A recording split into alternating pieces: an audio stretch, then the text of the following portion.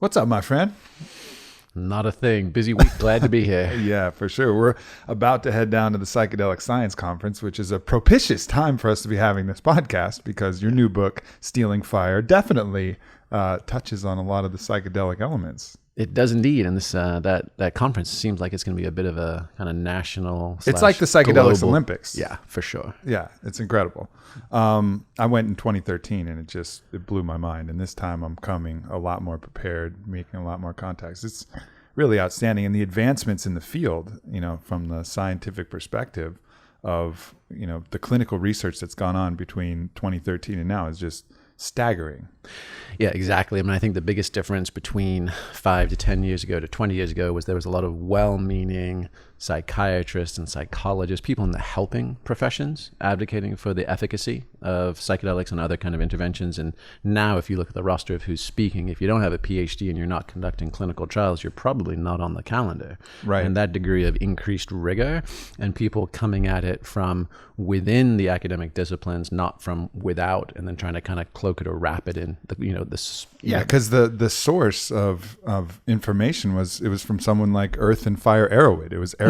It was like trip reports. Like that was the science in the earlier days. Even when I was starting experimenting, I mean, that's where you went to figure shit out. It wasn't the clinical trials. It wasn't milligram dosage. It was just people experimenting and tinkering in that Shulgin model, which is something you describe in the book as well, where it's just people sharing and open sourcing their experiences and helping guide people along the way. But now there's a whole other subset, and the current religion of the time, which is science, has kind of adopted this psychedelic tool and is bringing it to its ultimate potential. Yeah, and in fact, I think I just read this morning, there's another interesting thing. I mean, I know you're familiar with Robin Carhart-Harris's work at Imperial College of London and David Nutt and kind of the fMRI brain scans on LSD and psilocybin and ketamine, and that was neat. And they've done some fascinating, they had some fascinating breakthroughs. But what's also interesting is that the raw data they captured is then getting now used and redeployed and reanalyzed by a whole other chain or cascade of researchers. So just this morning, it was just I saw the idea that it was measuring neural activity across each of those different pharmacological compounds, the LSD, psilocybin, and ketamine, all of which have very different interactions with the serotonin system and other synaptic pathways, and yet they all showed heightened activity above waking state baseline as far as neuroelectrical activity, et cetera. And in the past, all the research has only been on waking state as the baseline. Now let's see what happens when you're under anesthesia. Now let's see what happens when you're asleep. Indeed, fundamentally lessened states of consciousness. This was the first time that they had actual empirical evidence of heightened states of consciousness above waking state baseline, and it was all derived off original level research at Imperial College, but now you have different researchers taking different cuts at things to add, significantly to our theories of mind. Yeah. All based on the ability to put somebody in a given state via pharmacological priming underneath high-tech imagery, which is a really new combination. It's interesting when you look at this stuff because,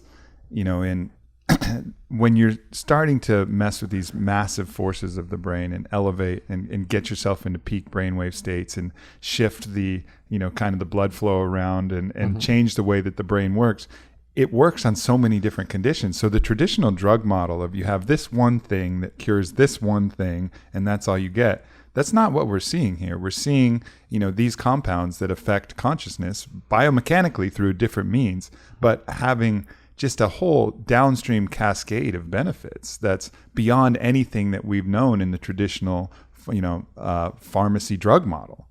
Yeah, absolutely. I mean, it seems like the two predominant, models driving inquiry for the last half century have been academia. I mean, the narrower and more technical you get, the more you're rewarded or don't get sideswiped by somebody else in the profession. And pharmacology, i.e. what can I take to market and patent? So each of those has been overemphasizing and over-rewarding very narrow singular cuts with different drivers. Can I get grants and research and get published, or can I make a blockbuster drug? And to what you're saying, this more systemic, a lot of them are well past their patent dates, so they're in the realm of open source. So there's none of the economic incentives. Are there if you anymore. look at cave painting psilocybin, maybe 30,000 years old. So that's TM. in human. Yeah, a little bit past expiry on that one. Yeah. But this book is beyond, it's not just about psychedelics. It's about, the term you call ecstasis or ecstasis. How do you pronounce it? Yeah, I mean, I'm English. I might say ecstasis, but like whatever rocks your jam. Well, and you describe that and you put this kind of broad description of what these states are and, really catalog all of the different ways that you can get there. And it's, part flow, part psychedelics, and part all of these different altered states that really, you make a compelling case. There's one of the primary drives of all life, not only humans, but animals as well. Yeah, and the funny thing is even broaching that conversation, the idea that, and this is Ron Siegel at UCLA's work. He has a great book called Intoxication. He goes as far as saying beyond food, water, and sex that the drive in mammals and even many birds to shift states of consciousness is arguably our fourth evolutionary drive, and it serves this evolutionary benefit. Because obviously, getting twisted and like falling out of a tree, that's not an evolutionary benefit. Doesn't help reproduction or survival. No, it might not, unless you come up with some like fancy new outfit for Saturday night, right? But what it does do is it de-patterns, cognitive ruts and behavioral systems. So if it injects novelty into the evolutionary thread, presumably that is the benefit, because as momentary intoxication, inebriation, incapacitation is clearly not advantageous. Something else must be, otherwise it would have been edited out of the gene pool. So the thought there is just to say, hey, if birds do it, bees do it, psychedelic fleas do it, then what is our drive? This is no longer a moral argument about people in the inner city or decadent, Wall Streeters, doing blow off silver trays. Is the question is, why do we seek this? Right. And how do we seek it both detrimentally, unconsciously, unproductively, but and then its potential alternate, which would be deliberately, intentionally for positive gain. Yeah, let's unpack, because I think this is a really key central tenet, that it is, and it's one of the things that came out of this book, that it is an evolutionary drive. It's not just something that's for fun. And so, let's talk about the animal model first. So we have dolphins who are, and a lot of people might know this, dolphins who are gently biting a pufferfish to release the neurotoxin that they get high off of. And then they all, sit noses up. And I recommend any kind of YouTube viewing of this. They all sit noses up and they just kind of trip out together in a huddle, like a classic, like smoke circle, And clearly, and I just watched something on Nat Geo or something where, dolphins still get hunted by things. They get hunted by orcas, and they're pretty close to the top of the food chain, but it's not to necessarily their advantage. They're not hunting, they're not eating, and they're subject to potential predators at that point, but they still do it. And this is the case across the board with a lot of the other animals that you mentioned. What are some of the other animal models that you mentioned? I mean, elephants getting drunk. Yeah, I mean, elephants will go into sort of fermented bogs and drink that. They'll break into breweries. Baboons in Africa will nibble on iboga. I mean, literally, and in anything other than the Arctic and Antarctic, you have animals consume. Reindeers nibble on Amanita muscaria up in the Siberian tundra. Pretty much anywhere there's animals plus an intoxicating plant, the animals eat it on a regular basis. And that's one of the theories of how ayahuasca was discovered, is the jaguars would eat the bark from the vine. Yeah, but how do they combine it? Because if they didn't have the MAOI... Well, there's enough vegetation and DMT. The theory is that there's enough active and enough both potentially endogenously and also in their diet regularly, that it has some mild psychoactive component just by taking the capi bark, even though it doesn't have the flood of DMT that you would get from the chacruna or the wambisa, the opiaye, or the other high DMT containing plants. But there's a small amount in kind of everything, and they're obviously eating animals that are eating the fuck out of those plants as well. So the theory is that they watch them, because when they do eat that bark, you tend to see this effect. Well, at least I haven't seen it, but they say, the jaguars get like a little lazy and a little like dreamy on the in the trees. And so I think we probably learned about some of these psychedelic plants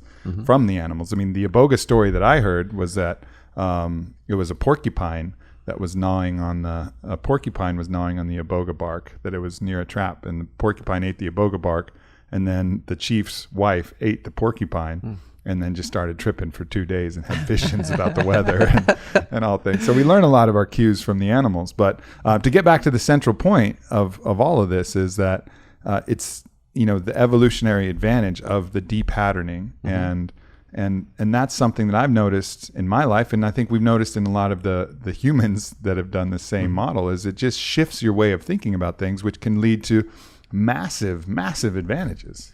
Yeah, and I mean, and just to kind of roll it back, so when we talked about ecstasis, we said, hey, we needed a bigger tent. We needed a bigger category to really describe the shared neurobiology of meditation and mystical states, smart tech, dance, ecstatic dance movement, flow states for action sports or athletes, and certainly psychedelic states, which are, as we've talked about, have had this kind of renaissance in the last 5 to 10 years. And what we found was that the state of ecstasis, the state of all these things, shared pretty much the same neurobiology underneath the hood.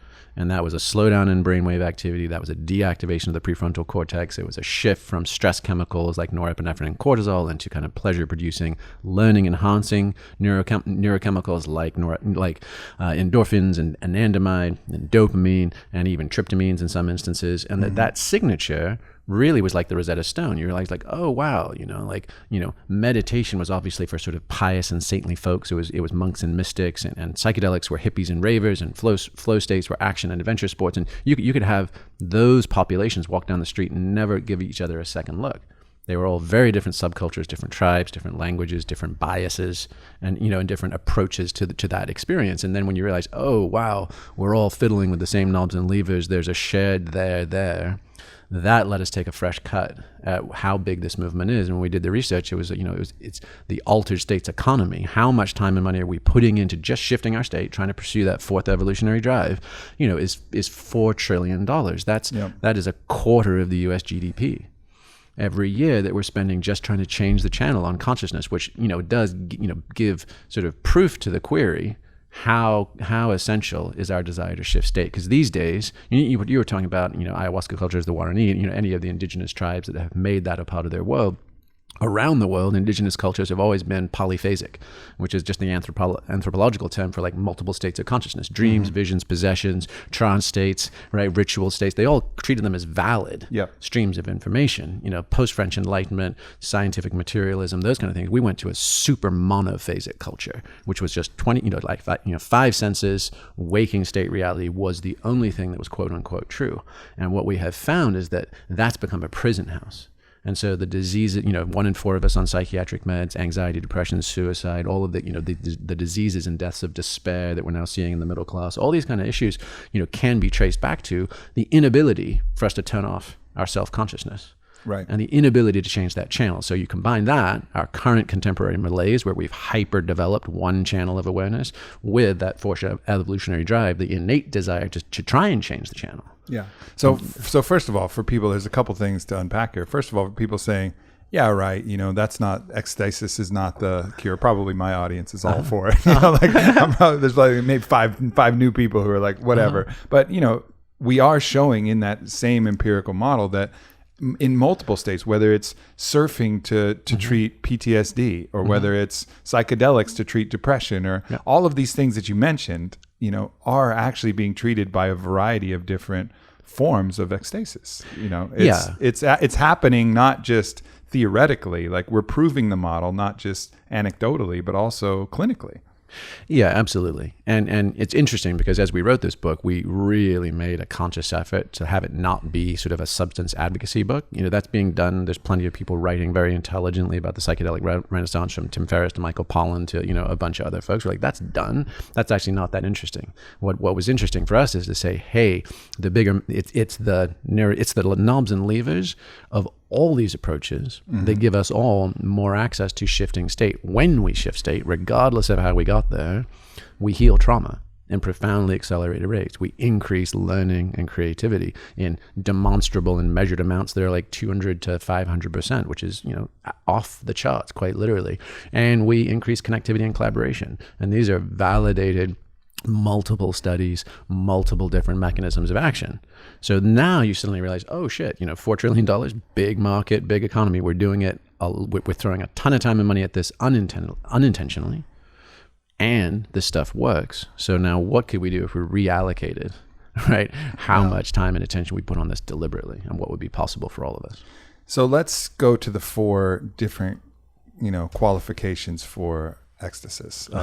Selflessness, timelessness, effortlessness, and richness. It has to have at minimum one of these different criteria for it to qualify. Can you go take us through these different 4 criteria here? Sure. So just easy to remember, the acronym is STIR, and the first is the selflessness, and for most of us that's the driver, and whether that's pursuing extreme like exertion through CrossFit or going in a float tank or doing whatever we do to try and shift states, for most of us that's the first marker, is that my inner critic goes offline. And I just get to experience the experience as it is without filter. Yeah. For many of us, it's putting our Gowler, our prison warden, to sleep. The guy that's torturing us constantly and endlessly, that voice in the mind that gives us no peace. Yeah. And turns stimulus into suffering rather than pure stimulus. Yeah. Letting that thing go to bed for a little while is ecstasy. Yeah. In a lot of cases. I mean, for most of us, that's the whole ball game. Yeah. Is just getting moments of quiet. And, whether it's a vacation, I mean, how much do we just, intuitively judge a good party is a moment where I lose myself dancing on the dance floor and I'm not self-conscious. Yeah. A good vacation is where I go from sipping a drink by the pool to actually relaxing, right? I mean, we really, a good family holiday is a moment where we get lost in the Christmas spirit or whatever the hell it would be, So, I mean, we really mark the quality of our lives by how much time do I get to spend in that selflessness. But on the biomechanical level, it tends to be correlated with either a hyper activity and connectivity in my whole self system, which just overwhelms my normal inner critic and processing, or the executive function parts of my brain tend to power down, and that gets quiet. And so that is, that's welcome relief. The next one, which often happens as different parts of our brain, especially the prefrontal cortex, shut down or deactivate to some degree, it often knocks out our time calculations, because they are sort of a global average of a bunch of different parts of our brain talking to each other. And when that happens, plus we have all the attention focusing neurochemicals in our brain, and I'm not distracted by my inner chatter, I often get into what researchers call kind of the deep now, which, would be the zone. The zone. I'm not thinking about what I had for breakfast, and I'm not wondering about how am I going to feel or what am I going to say if this goes wrong. I'm just in that exact moment. Martial artists, surfers, musicians, everybody knows that state, or at least aspires to it. But when we get there, right, it's real-time data in a present moment, and the gap between thinking and doing shrinks to almost nothing, and that feels awesome. Yeah. And then the next one, you talk to people who have been in that state, especially, I talk to a lot of peak performers, and they'll be like, yeah, I don't even remember that fight. Yes. Like I had to watch it to see what happened, because they're so in the now that even the process of cataloging the events and storing it in short-term, everything is just focused on the now. Yes. And providing that feedback, that data, everything is allocated to that. And so they don't even remember what happened. Yes. Like the memory recorder, the scribe in the brain is just like, oh, fuck it. All resources diverted to now. And that's where the magic is, pure magic. Yeah, absolutely. And I feel like there's kind of almost there's a sort of secret brotherhood of people who experience that. Again, whether it's dropping into a big wave or if it's being in the cage, right? Yeah. Like if you know what that is, then you've been able to reckon with yourself and life in a way that someone who's forever just skipping along the surface never touches. Yeah. And the same with, special operators. Like, I mean, regardless of what exterior conditions you sought or created in your life to get there, when you're there, other people who spend time there as well. What's funny? Like, it can happen in weird. I was an athlete a lot of my life, and I've also done all the psychedelics, and I've touched all check. So, but for me, it can show up in weird times. I remember I got in probably one of the most profound flow states I've ever been in.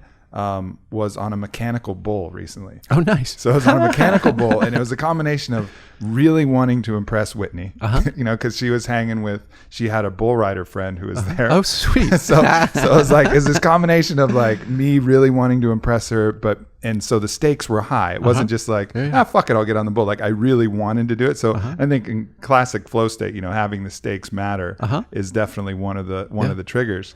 And, a really novel idea, people watching. And it was just this moment where I got on the thing, and it was like everything slowed down. Like I knew which movement the bull was going to make and which thing without ever having to think about it. And it was just this pure state of relaxing. It went way past 8 seconds. It was like 20 seconds. And then I just threw, just jumped off the bowl and just started screaming in the air. It was like and it's such a silly thing. It's a mechanical bull, right? That's awesome. But to me, that was like, I'll never forget how strong that time went. Like, and that goes to the next thing, timelessness. Like that moment slowed down to this pace of like, yes, it was like I was on the bull for 10 minutes and I had so much time to react and so much time to move my body and counter react. It was really fucking cool and so random that was where it came about.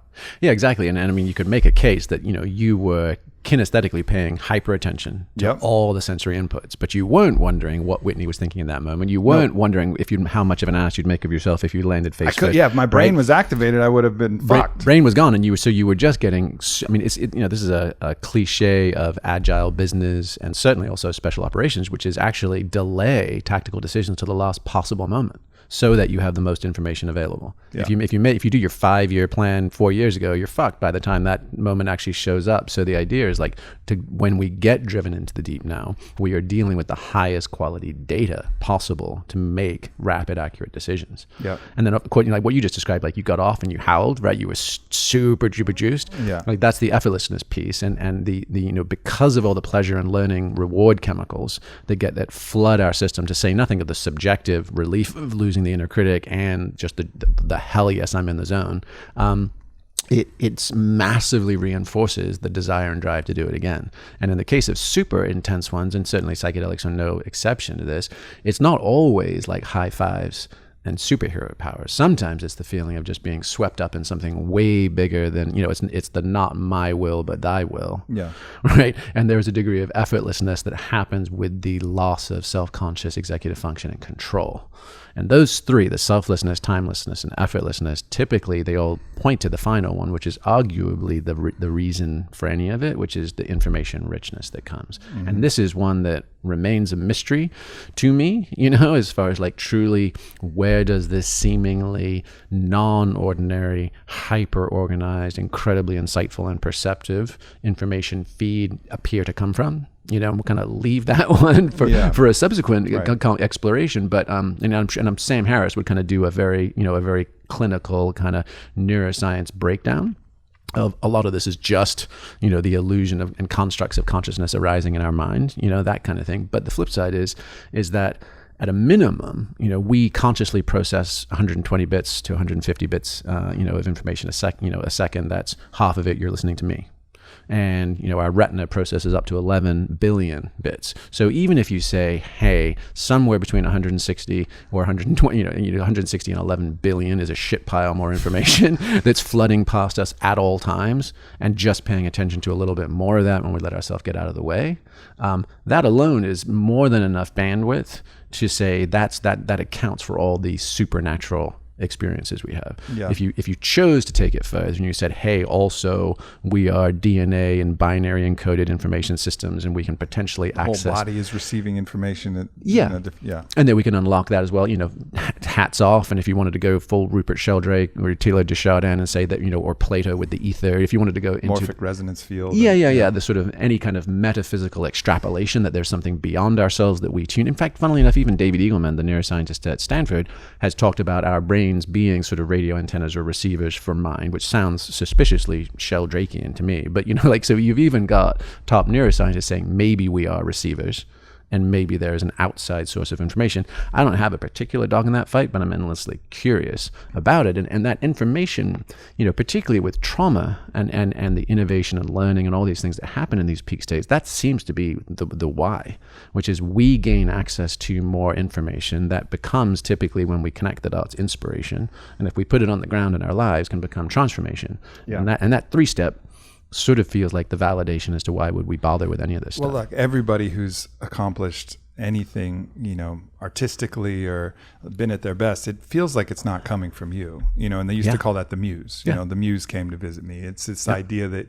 you're more of a channel than you are actually doing the thing. Mm-hmm. And that's an experience that we've all felt, where we've just, something has come through us. Like I've woken up in the middle of the night to write a poem or write a post or write a, for me, a lot of times it comes with writing, but it'll come and it'll just come through, and then I'll just be the conduit. I'll just try to get out of the way. I'm just the clumsy monkey trying to put this pure truth that came and kind of downloaded into me into symbol so that I could translate it out to everybody else. But it's a really powerful experience when you feel that. And I think for people who've never felt or experienced that, maybe that all sounds hocus pocus, but when you've experienced it, then it's a different thing. And I think that's the beauty of ecstasis, is that once you feel it, you know it. You understand what that thing is. You go to Burning Man and you get it because you've been there and you felt it. Whereas if you haven't gone, you can't judge it. Yeah. Like I had a lot of different judgments and thoughts about Burning Man before I went.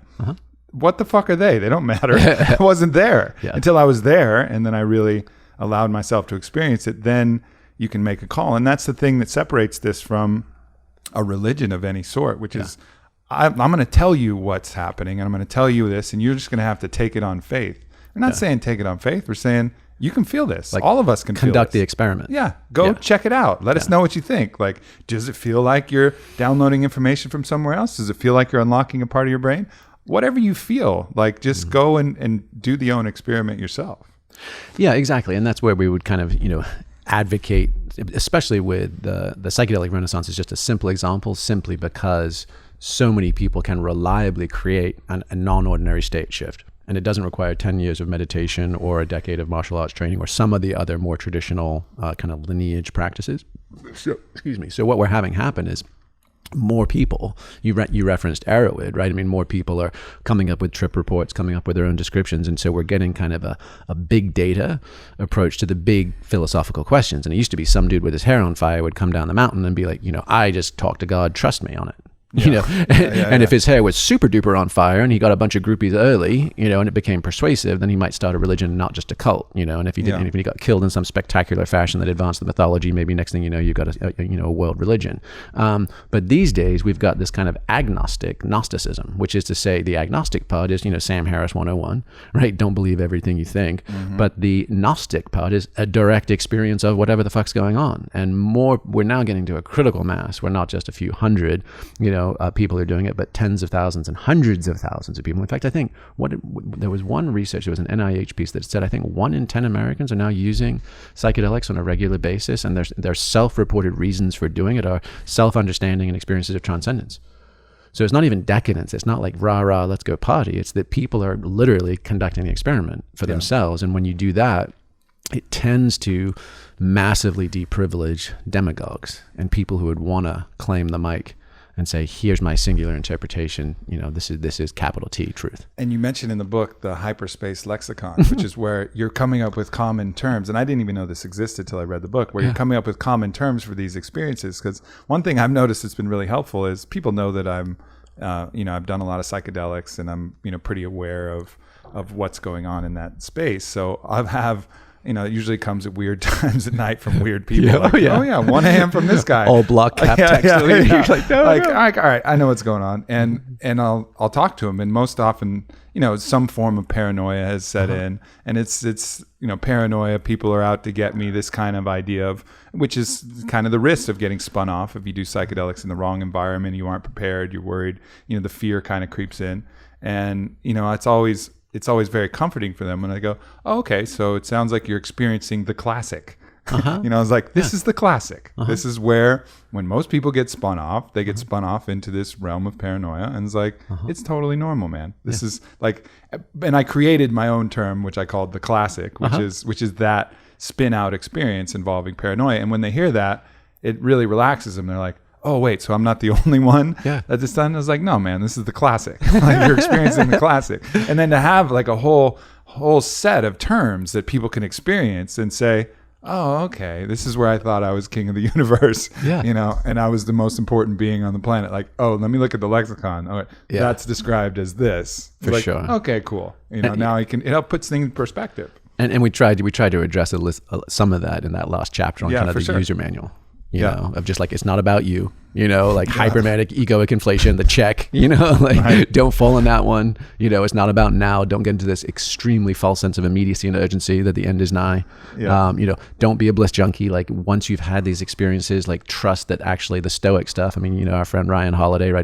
do the hard thing. The obstacle is the way. Don't get suckered into thinking that life should always be about pleasure and indulgence and ease, when actually there's real, you said, I'm just a monkey at a keyboard, but it's like that monkey still has to train his fingers and his mind and his sense of language to be able to try and bring that through with a minimum of dilution and distortion, right? But it works hand in hand. Like the more you train the tool, it's like the more you upgrade the hardware, the better software you can run on it. Yeah. And, so the more you train the body, the more cool shit that you can do with the body, the more that I can learn a new skill like wake surfing, a lot faster because I've trained my balance, I've trained the proprioceptors. My body is set and prepared for that. So, within the second, third time I was out there, I'm able to access these beautiful states of flow because my hardware was ready to download that new software of how to operate, and that's fucking makes everything so much more rad. But that comes with the hard work. And I think both go hand in hand. Upgrade, and it's mental as well. Like the more I upgrade my mental hardware, the more knowledge I gather, the more,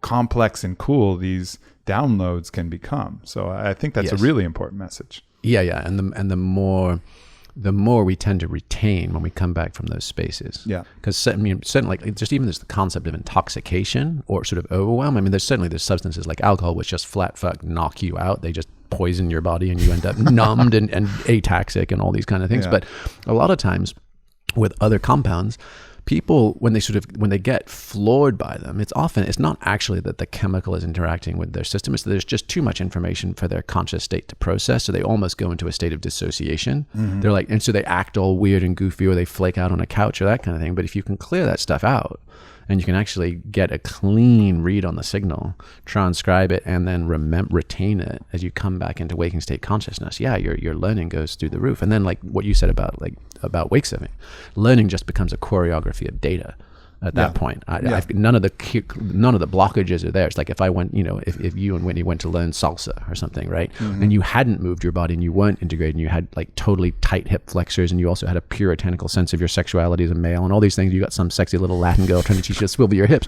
You wouldn't know what the fuck to do. Right. And so your learning would be completely impinged by all these other different layered blocks. But if you're free and easy, and you're open expressing and your vitality is integrated, and then she's like just shimmy 2 2 1, and with a little thrust you're like got it. And that's a radical, that's when everybody talks about like the matrix training in the dojo, uploading software or the little limitless pill. I think that's what everyone fantasizes about. That's kind of the boyish biohacker. It's reality. You just have to put in the work. Yes, exactly. Because like I've gotten better at two-stepping just being with Whitney, which is we're here in Texas, so, and then that's helped my salsa. Like when I went out to go do salsa lessons, like it was way easier because you learn how to stay on beat, you learn how to match steps to beat, and you learn how to hear that rhythm. Yeah, it's a totally different rhythm, totally different moves, but you can translate that to dance. So then, and then with music too, like it's always blows my mind because I'm not a particularly talented musician, but it blows my mind when I see a good musician that can literally pick up any instrument. But it's because they've trained the hardware in their body to be able to say, okay, here's an instrument that makes sound. Let me just learn the specific software for this instrument. But I got this whole database of how to run an instrument. All sorts of like chunk recognition and that kind of stuff. Exactly. Yeah, and it feels like the continuity for me, like the most embodied metaphor I've had is sort of whether it's music or athletics or martial stuff or whatever it would be, is just never lose the one.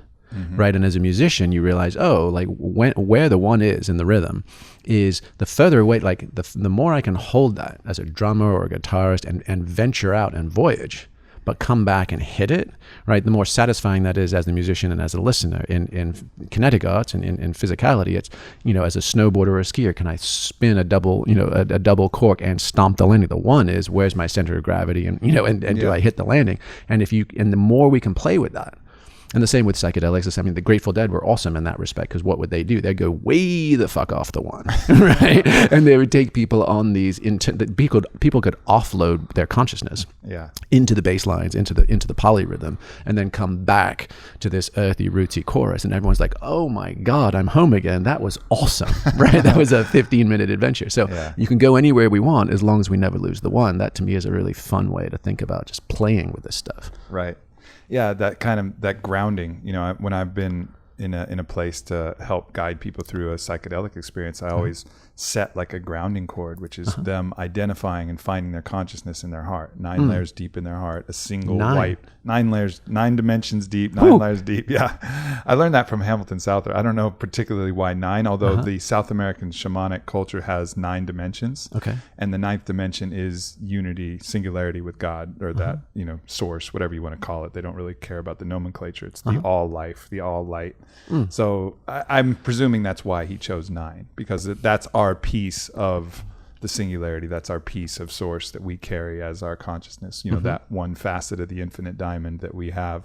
So that's probably why they chose 9. But anyways, so 9 layers deep, there's that point in your heart. And then, like in quantum physics, the observer effect, when you observe it, it becomes real, and then it becomes an actual point. And I'm like, feel free to travel wherever the fuck you want to go down all the wormholes, you see a black hole, go for it. Like whatever you want to go, travel, but know that all you have to do to find your way home is just find that point back in your heart, and you'll be back home. And I think for me personally, I do the same exercise. It gives me the freedom to explore wherever I want to go, knowing that there's this peace and an easy way to find my way back. There it is. And that's the kind of grounding point that I think that allows you to experience all this. But if you lose that, and you lose your point of grounding, you can get kind of lost. And that's happened in psychedelics. It's happened in a lot of different things where people have lost their grounding point, and then they're wandering off in the ether, wondering, like Dorothy, how to click their heels and get back home. Yeah. Philip K. Dick, the sci-fi writer, he sort of revived a term, the Chapel Perilous, which was, from the Grail legends, but it was the idea that when you're going to look for the Grail castle, only the pure of heart can make it to actually see the loving cup, right? But if you get lost in that chapel, it's the Hall of Mirrors. So it's very similar to tryptamine space, et cetera, right? It's the bardos, right? You're wandering, and it's the advice we would offer is really similar to yours. It's just a little more somatic, which is just return to your breathing, because often when people are having a quote unquote bad trip or whatever they're doing, quite often they're having a parasympathetic nervous response. They've got constricted, so breathing changes the wallpaper of your mind. And then you can be like, oh, so now I'm returning to breath. And then I can ask, now who's doing the breathing, right? You can return to self in corporeal form. And then you can, if you want to go back out, because you kind of were like, oh, I'm actually in control of this, you can be like, and who's breathing the breather? Right?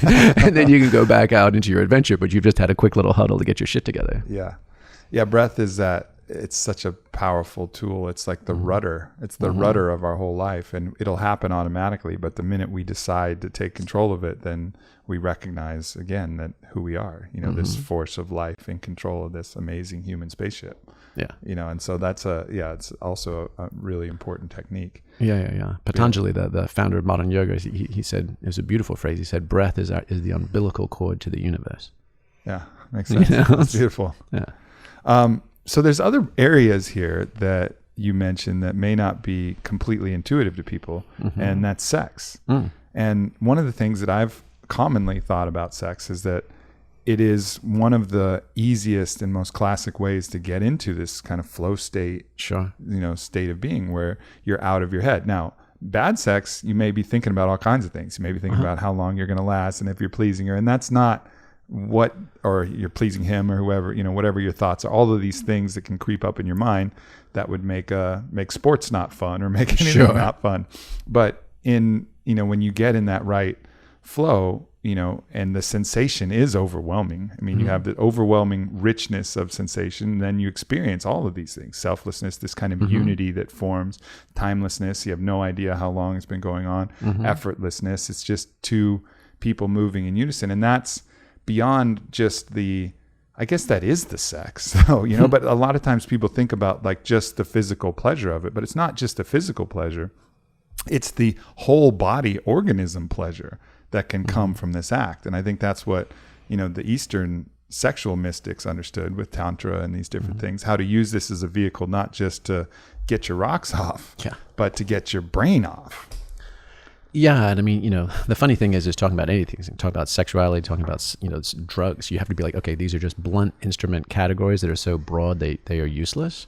So, with drugs, we're saying we're not talking about white powders, we're not talking about opioids, we're not talking about amphetamines or cocaine or any of these things. We're very narrow and specific class of psychedelics, and are they useful in structured, responsible environments? The same with sexuality. There's pre-conventional sexuality, just rubbing up against anything that feels good. There's conventional sexuality, observing social norms and kind of, the classic kind of non-interesting bed death that happens to most long-term relationships. And then there's post-conventional sexuality, which is what we're exploring, right? Which is the closest thing is that ancient Greek term hieros gamos, which instead of monogamos, which is singular union, hieros gamos is sacred union. So what happens when we can fuck each other open to God?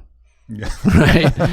And isn't that a lot more fun than Netflix and chill, so the French term, in fact, Anjan Chatterjee, he's a neurologist at Penn, was talking about la petite mort, the little death. And so the French have an erotic term for it, which is literally the loss of self-consciousness blended with transcendence that can often happen in sexuality. And it makes sense that evolution would have stacked the deck in favor of go do this as often as possible. It's really awesome. So we have access to a lot of incredible neurochemistry, electricity, all these things. We can shift our states profoundly and powerfully with, via sexual stimulation. Aleister Crowley, the kind of famous bad boy of Western sex magic, had a term called the bad boy of Western sex magic. What a gangster moniker to have. No, he was. You want to know how gangster he was? His abbey of Thelema in Portugal. He would be bawling one of his consorts in one room, high on hashish and opium, while playing 6 simultaneous chess games with dudes in other rooms, beating the shit out of all of them. That's how much he was. And he was a world-class mountaineer, and he was an Oxford poet and writer. I mean, maybe let the chess go when you're fucking Exactly. somebody. It's like, hey, who knows? Rook 3 to pawn 2. I don't know. Who gives a shit? Yeah. So the point being, his term erotocomatose lucidity is literally, it's just a fancy way of saying fucking your brains out. Mm-hmm. Can you prolong sexual stimulation for long enough to completely saturate and shut down all waking state awareness? And then can you create access to different domains or realms? Now, for those guys, they would then enact a bunch of Western magical programs. They would kind of run those programs and see what they could do in that space. For average couples, it could just be, hey, do we have access to higher, clearer, more interesting aspects of ourselves and our lives and our relationships? But it's super possible. And, one of the things we talk about in the book is just in the last 10 years, especially like 50 Shades of Grey is just a touch point. But I mean, that son of a bitch book, which is just so badly written. It's so bad. So terrible. It's not good erotica, period. Never mind whether you like erotica or not, but it's sold more copies than the entire Harry Potter series combined, which would suggest, what the fuck? I remember sitting on a plane, and when it was really just burst into popularity, and there was 5 women around me, unrelated, all reading it. And I was like, oh, damn. Oh, yeah. This is a thing. I was in line at Chipotle, and I look over, and there's this woman sitting in her booth with her Kindle, and she's totally reading it. And I'm like, she thinks she's being stealthy, but she's like moisty at lunch. And I'm like, you naughty, naughty girl. It's hilarious. Well, it's interesting because these things, they were considered like, and I think you mentioned this in the book as well, but they were considered a form of deviant psychological behavior that was like pathological. Any form of power exchange, any form of submissive, dominant behavior was, and then, real psychologists kind of figured shit out, and they're like, oh, no, wait a minute. This is just 2 people tweaking these knobs and levers, as you like to call them, in favorable ways and using different tools to get there. Yeah, exactly. I mean, obviously, sexual arousal is its own natural arc, and then if you stack it and add to it with pleasure, pain, with uncertainty and teasing, with a host of other things, to say nothing of like stimulating your vagal nerve and producing spikes in oxytocin through nipple stimulation. And there's 1,001 things you're like, oh shit, I used to think this was all about me making love to you, and this is all egoic and identity based, and pride and fear and shame and all that kind of stuff. If you move beyond that, and you're like, hey, we're prefrontal cortexes connected to spinal columns, connected to erogenous zones. right? And let's just take turns playing each other like instruments and slingshotting each other into the back of beyond. Then you're into some super fun space. Yeah. And there's, and then you're no longer like, is this a pretty young thing to divert or distract me for a day or a week? It's like, is this a high altitude mountaineering partner? Is this the person that I can actually go the distance and stand on top of the world with? And that's a fundamentally different relationship to relationship.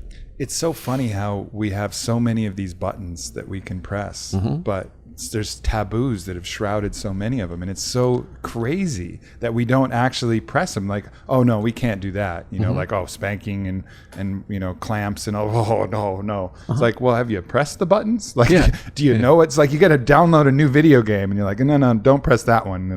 You don't want to see what happens when you do that one. Of course, you press the button if it's a video game, but we're living in this better than any video game that we can ever create, but we don't press our buttons and at least see like, all right, what happens when you press this button? Obviously, don't press the ones that are going to permanently change the game. Yep. Like press the shoot yourself in the face button. Yeah. But like, see what all of these things can actually do, and you'll be surprised at the benefit, and surprised by making your own judgments and assessments rather than just taking what society or your friends or your parents or whatever would think. Like, press the buttons yourself, figure it out.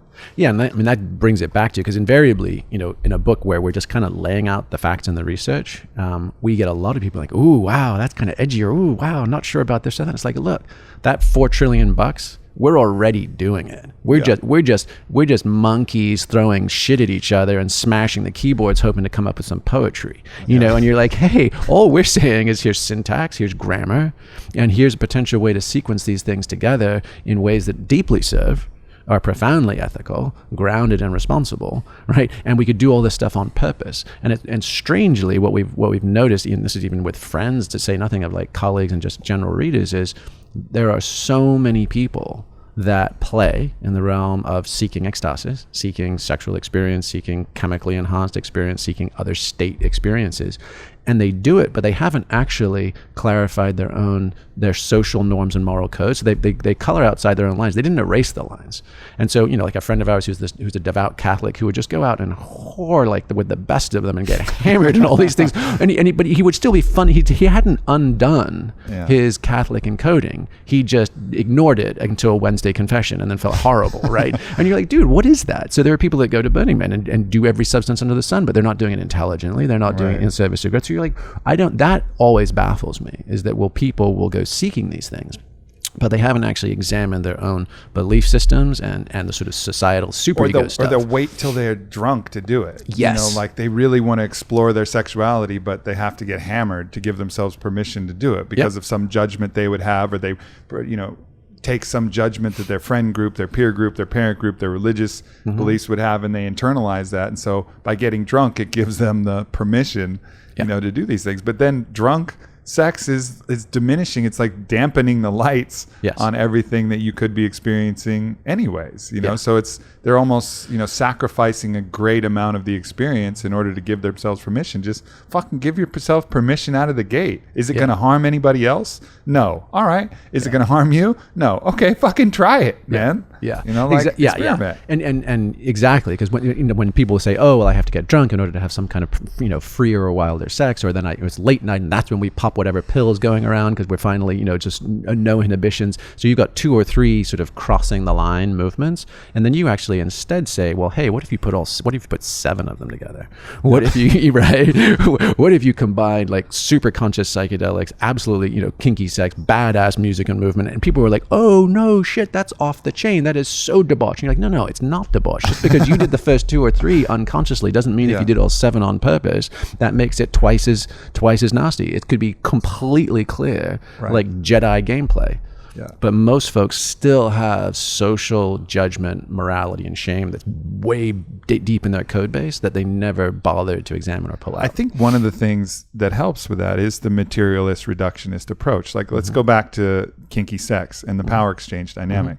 The people who are in a more dominant role, they'll experience more of like the classic flow state, like in the kind of master submissive case, whereas the submissive will experience transient hypofrontality. Similar, but different. But you can actually, there's been studies showing these two different states that people are achieving, and then the effects, which you could probably describe a lot better than me, of what those two things mean. But it's actually causing neurochemistry to shift in the body. Sure. So you're not looking at it like with the label and the symbol, oh, this is kinky, deviant, whatever. You're like, oh, I'm just getting my brain into flow state or transient hypofrontality. And that state itself is extremely pleasurable on top of sexual stimulation, which is also extremely pleasurable. So you have this natural stack of two extremely pleasurable things that overlay. Yep. And then, as you said, maybe bring another kind of, substance on board too. And then you have this triple stack with some great music. Oh shit. Oh shit. And some cool lighting in your bedroom. Oh Next shit. thing you know, it's a magic carpet ride. Yeah. Next thing you know, you're like Aleister Crowley. Yeah, absolutely. And for the last 10 years, I mean, even longer than that, really, I would say my whole kind of adult life, I've just been sussing out these ecstatic subcultures and like just who's got it going on. And, and for one, there was the whole, the Grateful Dead shows. You're like, okay, the bumper stickers you'd see, like there's, only a deadhead knows the feeling, like, which is almost identical to like only a surfer knows. So there was clearly, Bill Moyers had those guys on PBS, said they were modern day rights. So you're like, okay, so something goes on in the second set of those shows, not every time, but sometimes. And it's powerful enough that it prompts lots of people to like pick up sticks and follow them around the country. Yeah. Okay, interesting data point. Surfers getting barreled in the green room. Why do guys just build their lives around being available for surf break? What is that moment in the green rooms? Skiers and snowboarders. The green room, that is... being in a tube, yeah, right? And what is that moment of looking out at the setting sun as you're going straight down a glassy barrel and you're consumed by the wave and yet part of it and yet not, right? Like that moment, bottomless powders, 3D I don't know, skiing. because I can't surf that good, but No, I'd exactly. fucking love to know. Right? And the same when, just reading accounts of BDSM and they talk about subspace. And I'm like, oh, okay, I bet, like, I don't know anything about this, but they've got something going on. They've even got a name for it. And that's almost one of the keys. Like you said, the classic, for the guy having a bad trip. When you realize that a community of practice, A, there is a community around it. It's tight enough to create that. B, people make willing trade-offs against normal social ladder kind of shit to do the thing. And then C, they've got a name for that place that they seek. You're like, okay, those guys are probably into the pudding in some shape or form that's worthy of further investigation. Yeah.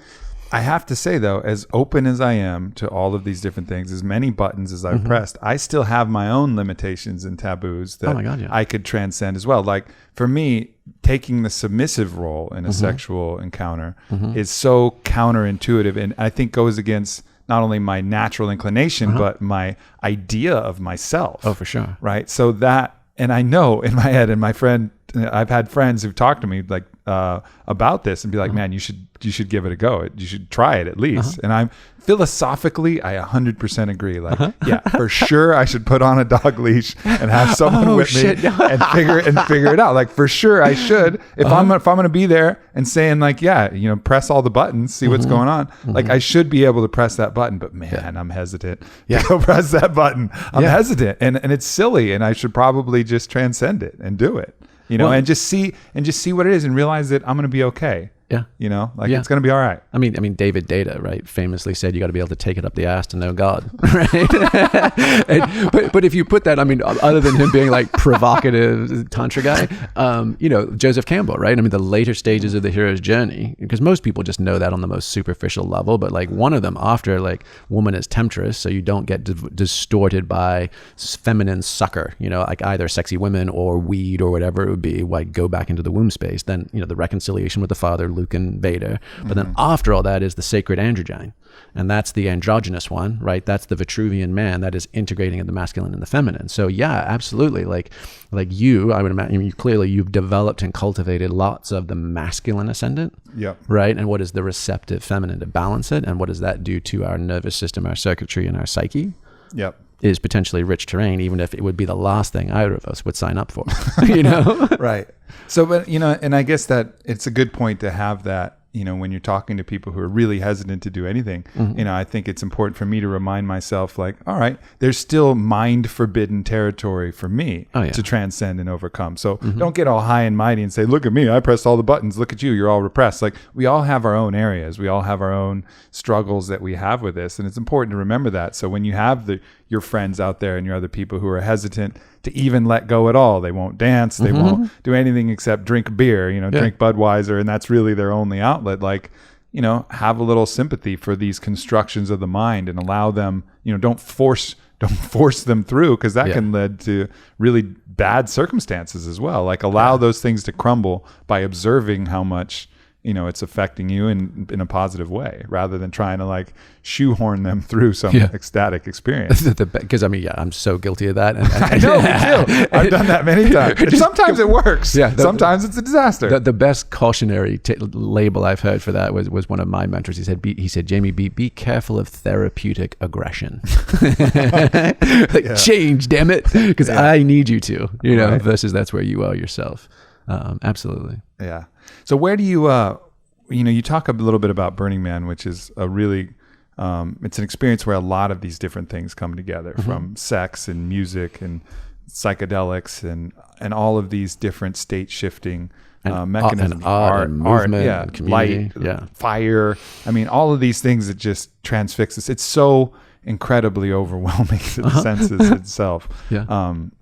Where do you see, what do you see for the future of that? I mean, is this going to become integrated more into like, because that's a once a year thing, and then there's a couple other festival type things that happen, but are we going to start seeing these type of events trickle more into everyday weekly life? Like I always had a vision of the Sunday church being a lot more like a Burning Man experience, where you get to, have ecstasis in your own way, on a more weekly basis. And I think that goes into your calendaring concept too, which I'd like to bridge in as well. Yeah, sure. I mean, okay, so Burning Man is a social movement. And first of all, if you haven't gone, most people's experience of it, most press coverage is one of two things. It's like naked hippies doing drugs in the desert, the kind of salacious side, and or star fucking. There was P. Diddy or a Katy Perry or a Victoria's Secret model, and or Mark Zuckerberg slinging grilled cheeses, right? And so, and in both of those accounts, you completely miss why the hell are people who can get behind any velvet rope in any VIP room anywhere on the planet busting their ass in a hot, dusty desert for a week? Like, that's just the simple question. Like, why?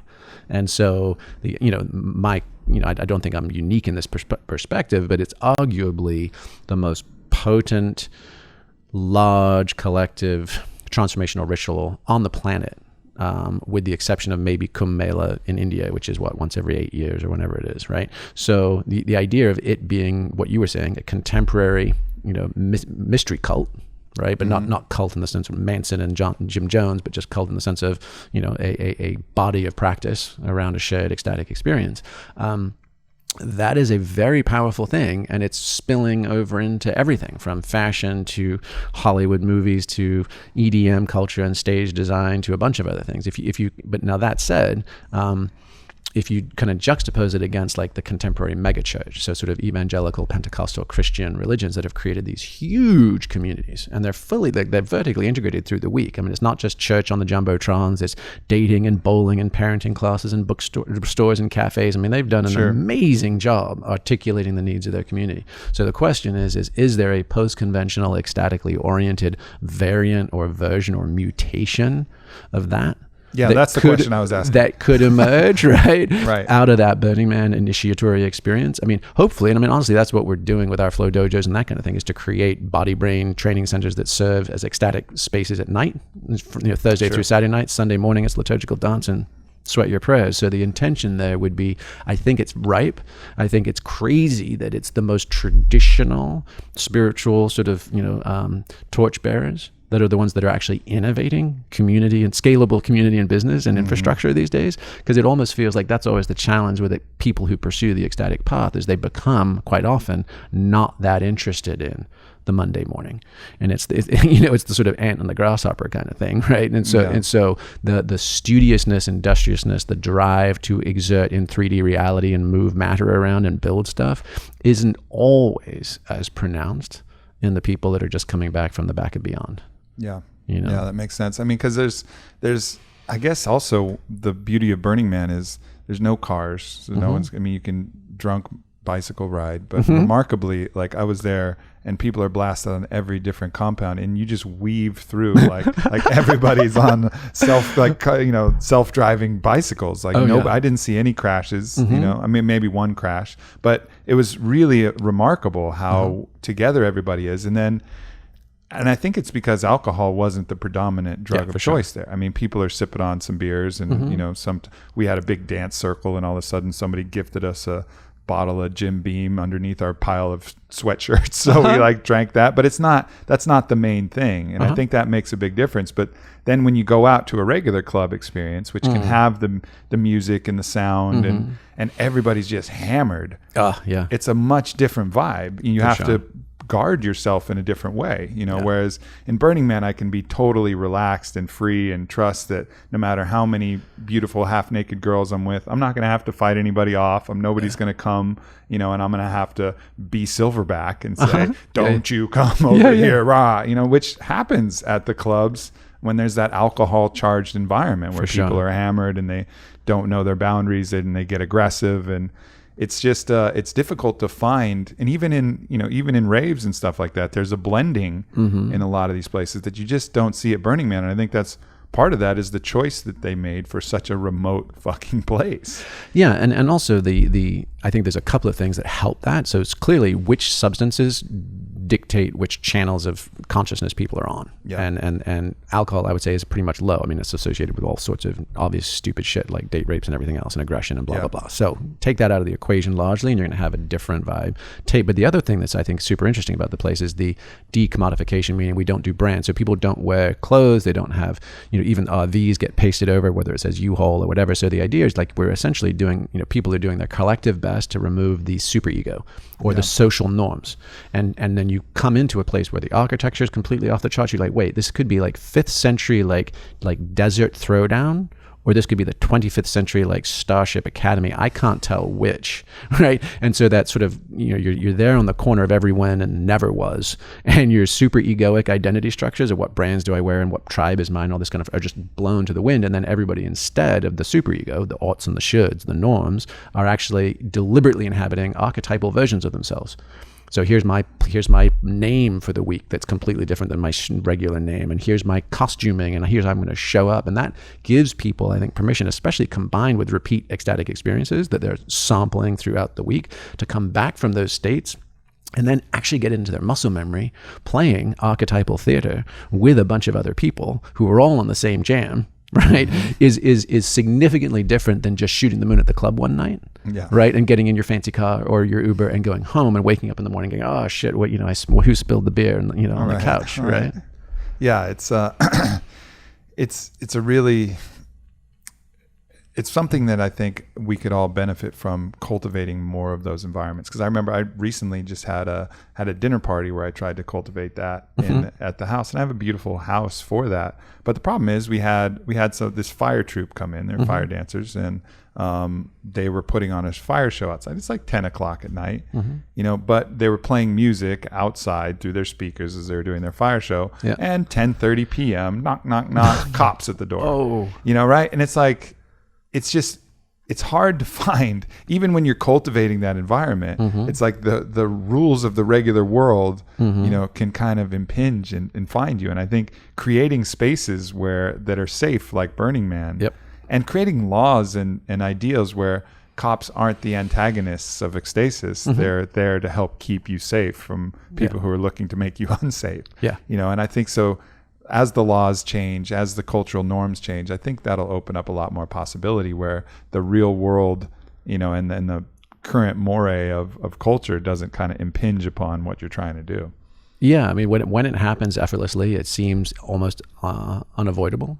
It's just like, here we are back in the honey, you know, like, this is the good shit. And then you realize, oh, this is actually still volatile, subject to all kinds of outside disturbances and even threats. Not everybody's down with the thing that's about to happen or is going on. And you have to both kind of keep your wits and your tits about you. You can't, you know, lose your bearings, and you have to, as free and effortless as it can all feel, that this is a game for mortal stakes. It's not like hobbits were the only ones interested in the one ring of power. You know, we're playing a big game. Yeah, I mean, because when that happens, then at that point, I have to create another layer where I can't let go. Exactly. Like, okay, now cops are on the game board. You got to be bounding the space. You got to be a little bit more on. So I'm doing my best to take that burden on myself, so the rest of the people can be free at least. Oh yeah. But nonetheless, it just changes the dynamic. Where at Burning Man, there's just, There's none of that. It's just like everybody, especially me, who was always looking out for people.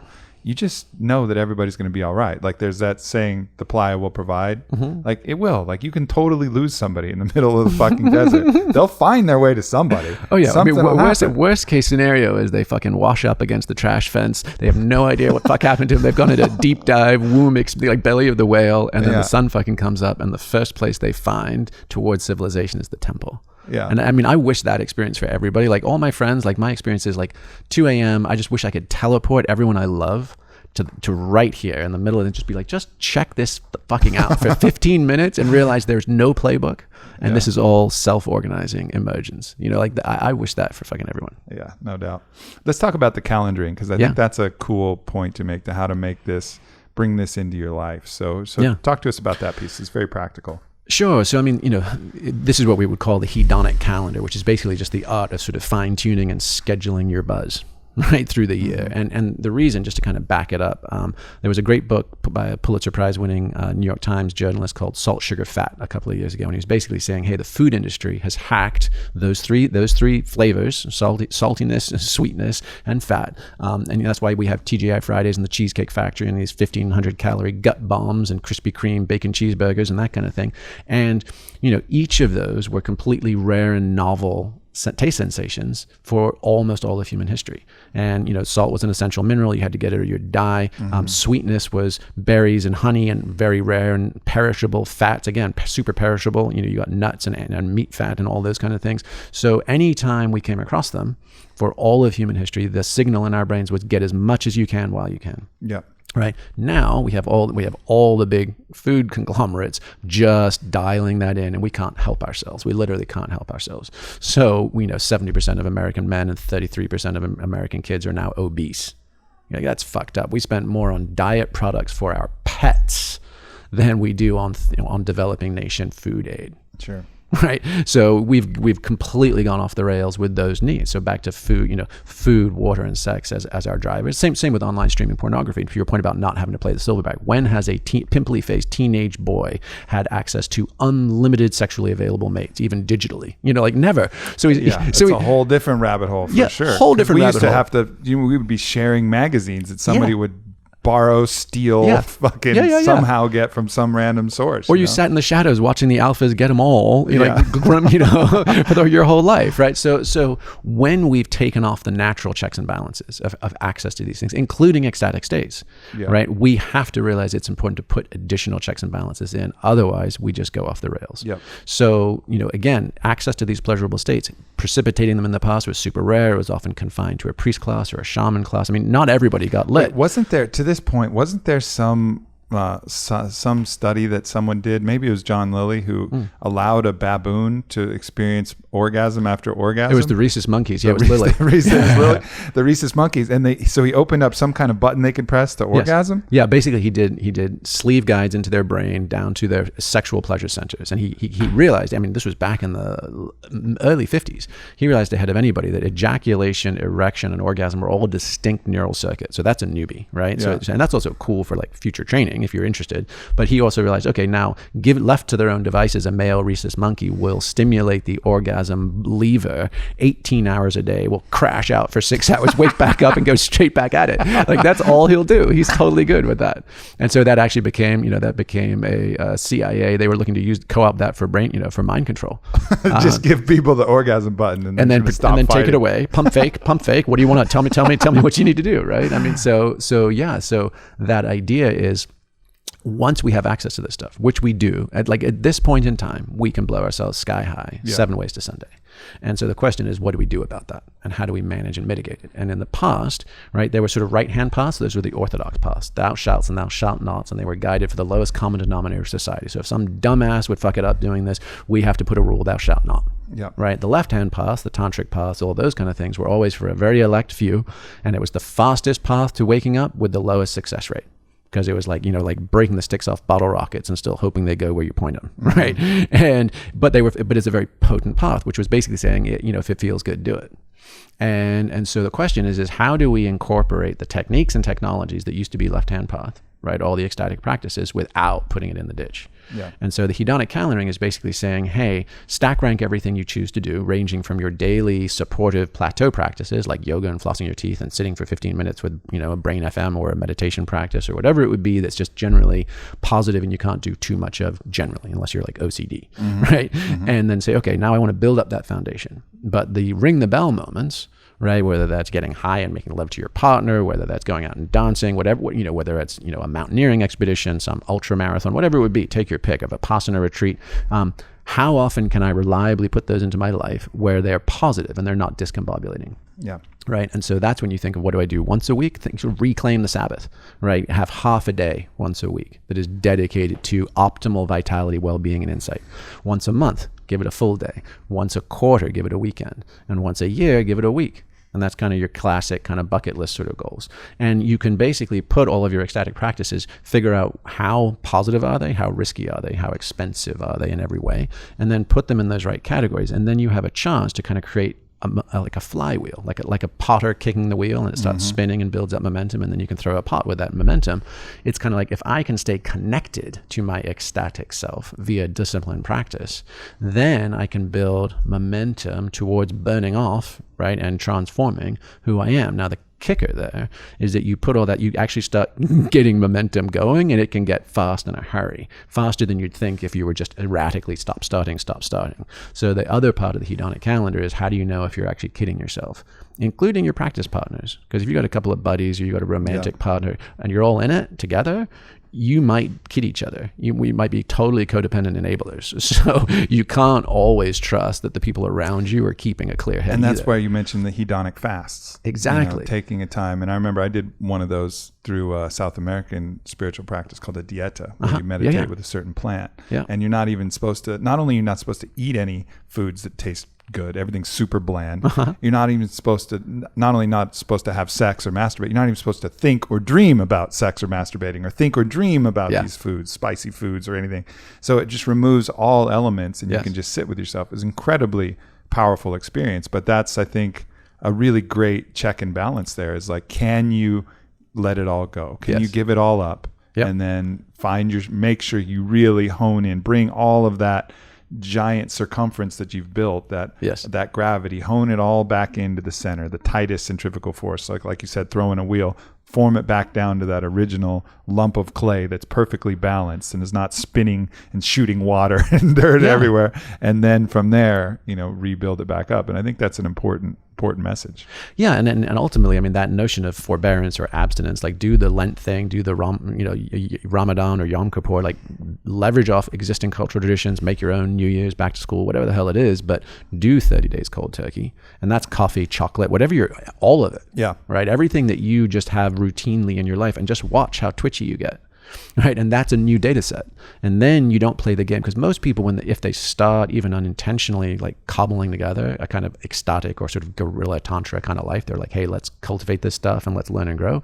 Very few people do it with structure, and it almost always ends up going over the edges someplace. Yeah, they get high too much, they fuck too much, they get twisted. There's something that gets out of balance. And so for most people, when they go out of balance, they're like, ooh, and then all the social conditioning and all the guilt and shame patterns kick back, and they're like, we should stop this. I need to go cold turkey. And then they don't, because some intuitive part of themselves like, but there's real value here. And so a month later or a week later or a year later, they come back to it. And they're in this constant tug and pull. Exactly. Yeah. So right where the crucible was heating up to be interesting and was actually going to potentially burn off a layer, right, of tar, they actually turn down the heat. And then they turn on the heat and they turn off the heat. So instead, if you do that abstinence thing, then the question is not should I or shouldn't I?